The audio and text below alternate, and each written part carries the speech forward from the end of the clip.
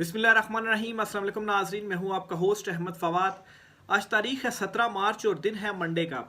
तीन खबरें आज की व्लॉग में आपके साथ शेयर करेंगे। पहली और बड़ी ब्रेकिंग न्यूज़ ये है कि आर्मी चीफ के बॉस ने इस्तीफे का ऐलान कर दिया है। बिल्कुल नाकाबिले यकीन खबर ये ज़रूर है, लेकिन ये ऐलान हो चुका है। किन शराइत पर यह इस्तीफ़ा देने का ऐलान किया गया है, कुछ एक्सक्लूसिव तफसीलात हैं जी, आपके साथ शेयर करेंगे। दूसरे नंबर पर नाज़रीन, पाकिस्तान तहरीक इंसाफ मान गई है बंद कमरे में मुलाकात करने के लिए। इससे पहले तो पाकिस्तान तहरीक इंसाफ का मौक़िफ़ ये था जी कि इमरान खान साहब को भी APC में बुलाया जाए, उसके बाद मामलात आगे चलेंगे। लेकिन इमरान खान साहब को जेल से निकाल कर APC में लाकर मुलाकात करना तो दूर की बात, पाकिस्तान तहरीक इंसाफ के रहनुमाओं की जो मुलाकातें शेड्यूल होती हैं हफ्ते में एक मरतबा, वो मुलाकातें भी नहीं करवाई जा रही। और एक माह होने को है इमरान खान साहब की उनके फैमिली मेम्बर के अलावा किसी से मुलाकात नहीं करवाई गई। उनकी जो बहन है अलीमा खान साहिबा, सिर्फ उन्हीं से ही इमरान खान साहब की जो मुलाकात है वो हुई है। केसेस इससे पहले इमरान खान साहब के गैर मामूली तौर पर जो है वो उनमें लंबी तारीखें डाल दी गई, और एक केस की जब तारीख आई तो उस केस को मनसूख कर दिया गया। अडियाला जेल में केसेस की समाअत भी नहीं हो रही। इससे ये हो रहा है जी कि जो सहाफ़ी या जो वकला इमरान खान साहब से मुलाकात करते थे, इमरान खान साहब का पैगाम सामने आता था, वो मुलाकातें भी नहीं हो पा रही। तो बहरहाल जी पाकिस्तान तहरीक इंसाफ ने फैसला किया कि ठीक है, हम जो है वो मुलाकात करेंगे। और इमरान खान साहब की जो पॉलिसी है वो बिल्कुल वन लाइनर है और बहुत वाजे है, और वो ये है कि किसी किस्म की डील नहीं मिलेगी। इस पर भी कुछ तफसीलात आपके साथ शेयर करेंगे जी। और आखिर में जी अडियाला जेल में एक अहम सरगर्मी हुई है, और इसके बाद डोगर कोर्ट जो है वो भी मतलब है कि इस तरह से फंस गई है कि अब उनके पास फैसला देने के अलावा कोई और ऑप्शन नहीं रहा। क्या सुप्रीटेंडेंट अडियाला जेल फारिग होने जा रहे हैं, इस पर भी कुछ तफसीलात हैं, वो भी आपके साथ शेयर करेंगे। तो पहली बड़ी खबर जी आपके साथ जो शेयर करनी है वो यहीं से आगाज़ करते हैं जी कि परसों जस्टिस इसहाक खान जो कि इस्लामाबाद हाई कोर्ट के जज हैं, उन्होंने मशाल यूसुफजई की तौहीन अदालत की एक दरख्वास्त पर समाअत की। और इस समाअत के दौरान ये मामला सामने आया जी कि मशाल यूसुफजई जो हैं उन्हें इमरान खान साहब ने अपनी वकालत से हटा दिया है कि वो उनका केस ना सुने। लेकिन इमरान खान साहब से उनकी मुलाकात नहीं हुई। ये जो है वो किसी थर्ड पर्सन के थ्रू ये जो है वो बात सामने आई कि इमरान खान साहब ने उनको हटा दिया। तो मशाल यूसुफजई साहब ने रुजू किया अदालत से कि एटलीस्ट उनकी इमरान खान साहब से मुलाकात करवाई जाए, उसमें उन्हें ये कन्फर्म हो जाएगा कि आया उनको हटाया गया है या नहीं हटाया गया। तो सुप्रीटेंडेंट अडियाला जेल से पहले उस वक्त ये कहा गया था जी कि आप 2 बजे इमरान खान साहब की वीडियो लिंक के जरिए अदालत में हाजिरी यकीनी बनाए तो उनसे पूछ लिया जाए। और फिर उसके बाद कहा गया जी कि अगर 2 बजे वीडियो लिंक के जरिए हाजिरी नहीं यकीनी बनाते तो फिर आपने 3 बजे इमरान खान साहब को इस्लामाबाद हाई कोर्ट में ज़ाती हैसियत में पेश करना है। तो अडियाला हुकाम की जानिब से दोनों चीज़ों से इनकार किया गया। कहा गया जी कि एक तो लिंक डाउन है तो वीडियो हाजिरी नहीं हो सकती, दूसरा सिक्योरिटी इशूज़ हैं इसलिए ज़ाती हैसियत में भी पेश नहीं कर सकते। तो इस पर जस्टिस इसहाक खान की जानिब से ये किया गया था कि अदालती क्लर्क जो हैं सकीना बंगिश साहिबा, उन्हें मुकर्रर किया अदालती कमीशन के तौर पर। उनसे कहा जी कि आप इमरान खान साहब से जाएं, मुलाकात करें और मुलाकात में उनसे ये सवाल पूछें और फिर उसके बाद अदालत में रिपोर्ट पेश करें कि इमरान खान साहब की जानिब से इस हवाले से क्या मौक़िफ़ अपनाया गया। और जो वक्त था जी वो दिया गया कि 11 से 12 एक घंटा आपने जो ये होगा, इस दौरान आपने खान साहब से मुलाकात करनी है। सकीना बंगिश साहिबा गई अडियाला जेल और उसके बाद मीडिया से गुफ्तगू तो ज़ाहिर सी बात है वो अदालती कमीशन है उसने नहीं की। तो अब जी ज़राए से ये खबर सामने आई है कि अदालती कमीशन की जो मुलाकात है वो नहीं करवाई गई। तो अब जी एक नया पिंडोरा बॉक्स खुल चुका है कि अदालत ने एक हुक्म दिया था और अदालत ने अपना जो एक अदालती अमला था, अपनी जो एक क्लर्क थी, उन्हें अदालती कमीशन मुकर्रर किया था और उनसे कहा था जी कि वो इमरान खान साहब से मिलकर सिर्फ इतना पूछ लें कि आया वाकई इमरान खान साहब ने मशाल यूसुफजई को हटा दिया है ओहदे से और वो उनकी नुमाइंदगी नहीं कर रही, या इमरान खान साहब ने ऐसे कोई अहकाम जारी नहीं किए ताकि वो उनकी नुमाइंदगी जारी रख सकें। तो इंकशाफ ये हुआ है जी कि उनकी भी मुलाकात नहीं करवाएगी और 2-3 घंटे उनको इंतज़ार करवाया गया और उसके बाद भी उनकी मुलाकात नहीं करवाई गई और उन्हें मुलाकात करवाए बगैर वापस भेजा गया। अब जी ये एक और तौहीन अदालत है जो कि आलमोस्ट लागू तो हो चुकी है और सुप्रीटेंडेंट अडियाला जेल जो हैं वो इसमें फंसते हुए नज़र आ रहे हैं। और इस्लामाबाद हाई कोर्ट जो कि अब डोगर कोर्ट के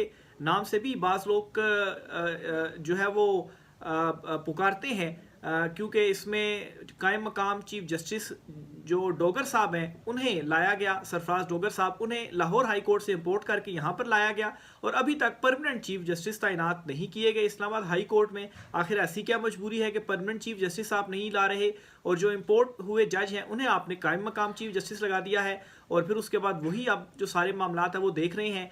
और फिर उन्होंने एक दरखास्त पर लार्जर बेंच बनाने का भी हुक्म दे दिया जो कि इमरान खान साहब से मुलाकातों के हवाले से थी, क्योंकि बहुत सारी दरखास्तें थी। तो अब पता नहीं वो मुलाकातों की दरखास्तें महीने बाद जाकर लगती हैं या कब लगती हैं। तो बहरहाल जी अदालती कमीशन को भी इमरान खान साहब से मुलाकात नहीं करने दी गई। तो ये तो जी अब रिट अपनी कायम करनी पड़ेगी इस्लामाबाद हाई कोर्ट को अपनी, और उनके अहकामात की भी अगर खिलाफ वर्जी की जा रही है तो तौहीन अदालत के अलावा तो फिर कोई ऑप्शन नहीं है जी। खबर सारी आपके साथ में शेयर कर देता हूँ जी। अदालत ने सुप्रिटेंडेंट अडयाला को हफ्ते के रोज़ 11 से 12 के दरमियान मुलाकात कराने का हुक्म दिया था। जस्टिस इसहाक खान ने अपनी लॉ क्लर्क सकीना बंगश को कमीशन मुकर्रर किया था। सुप्रिटेंडेंट अडयाला जेल अब्दुल गफूर अंजुम की मौजूदगी में अदालत ने कमीशन की मुलाकात का हुक्म दिया था। ज़राए ने दावा किया है कि हफ्ते के दिन कमीशन तकरीबन 3 घंटे अडयाला जेल के अंदर रहा। कमीशन को सुप्रिटेंडेंट अडयाला जेल के मुतलका ऑफिस में इंतज़ार कराया गया। ज़राए ने कहा कि कमीशन की अदालती हुक्म के बावजूद इमरान खान से मुलाकात नहीं करवाई गई। मशल यूसुफजई इमरान खान की वकील हैं या नहीं? कमीशन ने इमरान खान से मुलाकात में ये सवाल जो है वो पूछना था। इमरान खान की अदालत में जमा कराई गई लिस्ट से मुतलिक भी कमीशन ने पूछना था। अदालत ने 4 सवालात इमरान खान साहब से पूछने का जो हुक्म था वो दिया था और फिर भी अदालती कमीशन की भी जो मुलाकात है वो नहीं करवाई गई। तो देखें जी अब इसके ऊपर जो एक्शन है वो होता है या नहीं होता, क्योंकि हफ्ते वाले दिन ये हुक्म था, इतवार एक दिन छुट्टी आ गई। आज जो है वो लॉ क्लर्क ने अपनी जो क्लर्क थी सकीना बंगश, उन्होंने अपनी रिपोर्ट पेश की होगी। इस पर जस्टिस इसहाक क्या तौहीन अदालत की कार्रवाई करते हैं या दोबारा कोई हुक्म देते हैं या क्या कहकर उनकी मुलाकात नहीं करवाई गई, ये चीज़ें फिर सामने आएंगी। और अगर ये तौहीन अदालत का मामला हुआ तो मेरे ख्याल से Adiala jail, superintendent Adiala jail जो हैं वो अब उनके पास कोई वो सूरत नहीं होगी कि वो तौहीन अदालत से बच सके। दूसरे नंबर पर जी पाकिस्तान तहरीक इंसाफ बंद कमरा मुलाकात पर तैयार हो गई है। और पहले तो ये था कि APC बुलाई जाएगी और उसमें इमरान खान साहब भी होंगे, क्योंकि ज़रूरी है इमरान खान साहब होते हैं। अगर उनके सिग्नेचर से कोई एलामिया जारी होता है तो उसका इम्पैक्ट ये होगा जी कि अवाम उस फैसले को एक्सेप्ट करेगी। बाकी जो मर्जी मीटिंग्स आप बुलाते रहें, आप जो कुछ मर्जी कहते रहे, अवाम ने आपकी किसी चीज़ को एक्सेप्ट नहीं करना। तो शेख वकास अकरम साहब है जी, इनकी जानिब से ये कहा गया है कि दहशतगर्दों को भी मालूम है कि कौम हुकूमत के साथ नहीं है, मुल्क में सिविल मार्शल लॉ है, कौम हुक्मरान और इदारों के साथ हो तो दहशतगर्दों के खिलाफ लड़ा जा सकता है। मुल्क की सिक्योरिटी का मामला है तो इन कैमरा ब्रीफिंग में शिरकत करेंगे, यानी कि कौमी सलामती की जो पार्लिमानी कमेटी है इसमें जी PTI शिरकत कर रही है। इसमें अस्करी क़यादत भी मौजूद होगी और वो ब्रीफिंग देगी सिक्योरिटी मामलात के हवाले से। लेकिन अगर इमरान खान साहब के साथ APC होती और उनको भी ब्रीफ किया जाता और फिर उसके बाद इमरान खान साहब के सिग्नेचर से कोई एलामिया आता तो उसका इम्पैक्ट होगा। तो अब आप ब्रीफ करते हैं तो उस पर ख़ुद शेख वकास अकरम ने ये कह दिया है कि कौम जो है वो आपके साथ नहीं है, हुक्मरान और इदारों के साथ नहीं है। तो जब कौम हुक्मरानों और इदारों के साथ नहीं होती तो फिर दहशतगर्दों के ख़िलाफ़ क्या लड़ा जा सकता है? अगर आपके साथ कौम नहीं होती और फिर ये चीज़ दहशतगर्दों को भी पता है कि कौम हुकूमत के साथ नहीं है। इसमें होता ही है जी कि जब अवाम आपके साथ ना हो तो आपके अगेंस्ट अगर कोई भी एक्शन हो रहा होता है स्टेट के अगेंस्ट या कुछ भी, तो जाहिर सी बात है फिर अवाम के दिलों में आपके लिए हमदर्दी नहीं होती और कोई रिएक्शन जो है वो नहीं आता।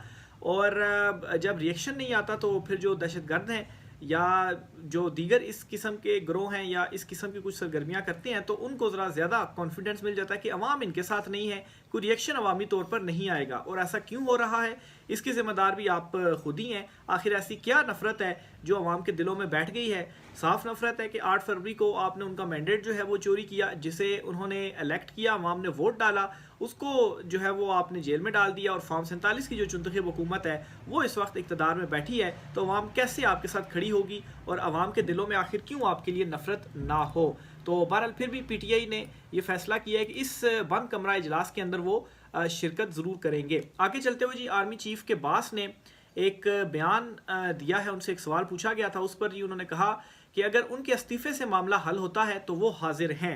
यानी कि उन्होंने अलल ऐलान ये कह दिया जी कि मैं इस्तीफ़ा देने के लिए तैयार हूँ अगर मेरे इस्तीफ़े से जो मामलात हैं वो हल होते हैं। सवाल उनसे ये पूछा गया कि कुछ लोग आपको ज़िम्मेदार ठहरा रहे हैं ये जो ट्रेन वाला सान्या हुआ, तो इस पर जी वो कहते हैं जी कि कुछ लोग मुझे जिम्मेदार ठहरा रहे हैं, अगर मेरे इस्तीफे से मामला हल होता है तो मैं इस्तीफ़ा देने के लिए हाजिर हूँ। तो मेरे ख्याल से ख्वाजा आसिफ साहब, इस वक्त सूरत हाल ये है कि बाल आपके सफ़ेद हो गए हैं, पता नहीं कितनी दहाइयों से आप पॉलिटिक्स में हैं और बार बार आप ही वज़ीर दिफा बन जाते हैं, लेकिन उसके बावजूद जो है वो बिल्कुल किसी किस्म की कोई शर्म हया होती है, वो आपने खुद ही कहा था ना, कोई शर्म होती है, कोई हया होती है।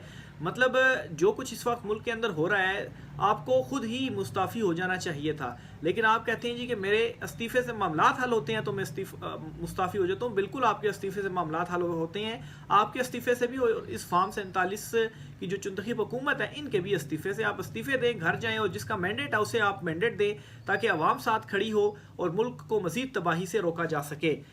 मज़ीद जी, अपोजिशन की जानिब से अहदे से इस्तीफ़े के मुतालबे पर वज़ीर दिफा ने अपने रद्द अमल के तौर पर कहा जी कि कुछ लोग जाफ़र एक्सप्रेस ट्रेन हमले में मुझे ज़िम्मेदार ठहरा रहे हैं। पार्लियामेंट हाउस में ये सवाल जो है वो साफ़ी की जानिब से उनसे पूछा गया कि जाफ़र एक्सप्रेस पर हमले में सिक्योरिटी लैब्स का ज़िम्मेदार आपको करार देकर इस्तीफ़े का मुतालबा किया जा रहा है। तो इस पर जी उन्होंने कहा जी कि ठीक है, मैं इस्तीफ़ा जो है वो देने के लिए तैयार हूँ। आखिर में जी एक और ख़बर आपके साथ शेयर करनी है, और ख़बर ये है कि जस्टिस जमाल खान मंदोखेल साहब की जानिब से आज सुप्रीम कोर्ट में एक केस की समाअत के दौरान बड़े इंटरेस्टिंग जो रिमार्क्स हैं वो दिए गए हैं, और इन रिमार्क्स में वो ये कहते हैं कि यहाँ आइन पर अमल नहीं होता और आप रूल्स की बात कर रहे हैं। ये जी बेसिकली केस था सुप्रीम कोर्ट में स्टोन क्रशिंग से मुतलिक। केपी हुकूमत को रूल्स की मंजूरी के लिए 1 माह का जो वक्त है जी वो दिया गया है। अच्छा, इस केस के दौरान ये जो रिमार्क्स है वो सामने आए कि आइन के ऊपर अमल नहीं होता और आप रूल्स की बात कर रहे हैं। अब एक सुप्रीम कोर्ट ऑफ पाकिस्तान का जज जस्टिस जमाल खान मंदोखेल वो ये रिमार्क्स दे रहे हैं कि यहाँ आइन पर जो अमल दरामद है वो नहीं होता। तो अगर आइन के ऊपर अमल दरामद नहीं होता, और एक एग्जांपल बल्कि आपको देता हूँ कि ये जो 90 दिन में इंतखाबात का मामला था, मखसूस नशिस्तों का जो मामला था, जो कि सुप्रीम कोर्ट के जो एक फुल कोर्ट बनी थी जी, उसने जो एक फ़ैसला दिया था उस पर इम्प्लीमेंट नहीं हुआ। तो ये कौन इम्प्लीमेंट नहीं कर रहा? क्या आप उस बेंच में शामिल नहीं थे, या क्या आप जस्टिस मंसूर अली शाह साहब के साथ उस वक्त खड़े हुए थे कि ये फ़ैसला मखसूस नशिस्तों का दिया गया है और इसके ऊपर क्यों इम्प्लीमेंट नहीं हो रहा, क्यों तौहीन अदालत की कार्रवाई इनिशिएट नहीं की जा रही? इख्तियारात हैं आपके पास, तो सिर्फ ये कह देना कि आइन के ऊपर इम्प्लीमेंट नहीं हो रहा तो इससे कोई बरीउज़ ज़िम्मा तो नहीं हो सकते। भाई इम्प्लीमेंट करवाएं। 90 दिन में इलेक्शन जब नहीं करवाए गए, साबिक चीफ जस्टिस उमर अता बंदयाल साहब ने फैसला दिया था, तो उस वक्त जो जजेस थे वो कहाँ पर थे? क्यों उन्होंने अपने चीफ जस्टिस का उस वक्त साथ नहीं दिया? और असल में बेवकूफ़त जो सुप्रीम कोर्ट हुई है वो वहीं से हुई है, क्योंकि वो पहला बड़ा फैसला था जो सुप्रीम कोर्ट ने दिया और उसके ऊपर इम्प्लीमेंट नहीं हुआ, और एक मरतबा इम्प्लीमेंट नहीं हुआ और उसके बाद कोई एक्शन भी नहीं लिया गया। तो फिर जाहिर सी बात है इंतज़ामिया भी कैसे जो है वो फिर पीछे हटेगी। वो बार बार आपके फैसलों के ऊपर इम्प्लीमेंट जो है वो नहीं कर रहे, और आप सिर्फ इतने अल्फाज कह देना कि यहाँ पर आइन पर अमल नहीं होता, खुद बरीउज़ ज़िम्मा जो है वो नहीं हुआ जा सकता। फिर इसी तरीके से सुप्रीम कोर्ट ऑफ पाकिस्तान जब काजी फ़ायद ईसा चीफ जस्टिस रहे तो आप उनके साथ साथ रहे। फिर इसी तरह से अब जी जस्टिस याह्या अफरीदी साहब चीफ जस्टिस हैं, आप बिल्कुल उनके साथ साथ हैं। तो ये जो इतने इक़दामात किए जा रहे हैं, जुडिशल कमीशन में आप हैं, इसी तरीके से जस्टिस अमीनुद्दीन खान जो कि आइनी बेंच के सरबराह हैं, आप भी उस आइनी बेंच में मौजूद हैं, और आपके बेंच के जो सरबराह हैं उन्होंने ये फैसला दिया था जी कि कोई फैसला सुप्रीम कोर्ट का अगर गैर आइनी और कानूनी हो या गैर आइनी हो तो उसके ऊपर आप इम्प्लीमेंट ना करिए। मखसूस नशिस्तों के फैसले में उन्होंने एक इजाफी अपना जो नोट है वो तहरीर किया था, और एक तरह से इलेक्शन कमीशन को ये कह दिया था कि ठीक है जी, गैर आइनी फैसला आप इसके ऊपर इम्प्लीमेंट ही ना करें। तो अब एक जो अक़लियती जज है वो ये कह देगा कि गैर आइनी फैसला आप इम्प्लीमेंट ना करें, और फिर उसके ऊपर आप ये कहेंगे कि यहाँ आइन के ऊपर इम्प्लीमेंट नहीं हो रहा। तो कहाँ पर आइन के ऊपर इम्प्लीमेंट नहीं हो रहा? आपके जजेस खुद ये कह रहे हैं कि आइन के मुताबिक फ़ैसला ना हो तो आप जो है वो उसके ऊपर इम्प्लीमेंट ना करें। अब यहाँ पर सवाल ये है कि ये कौन डिसाइड करेगा कि फ़ैसला आइन के मुताबिक है या आइन के मुताबिक नहीं है? ऑफ कोर्स जो एक मेजॉरिटी जजमेंट आती है उसके ऊपर इम्प्लीमेंट किया जाता है। अगर 1-2 जजेस कुछ और जजमेंट दें और बाकी 8 जजेस एक तरफ हों तो ये तो नहीं होगा कि एक 2 जजेस का फैसला मान लिया जाएगा और 8 जजेस का फैसला नहीं माना जाएगा। भाई जो एक मेजॉरिटी होती है उसका फैसला प्रिवेल करता है, उस फैसले को माना जाता है और असल फैसला ही वही होता है। लेकिन नहीं इम्प्लीमेंट किया गया और आज भी देखें कि मखसूस नशिस्तें कहाँ पर हैं, पाकिस्तान तहरीक इंसाफ को तो अभी तक नहीं मिली। ये जी आज कुछ आम तफसीलात थी। राय का सार कीजिएगा। आज की व्लॉग से इतना ही, इजाज़त दीजिए। अल्लाह हाफिज़।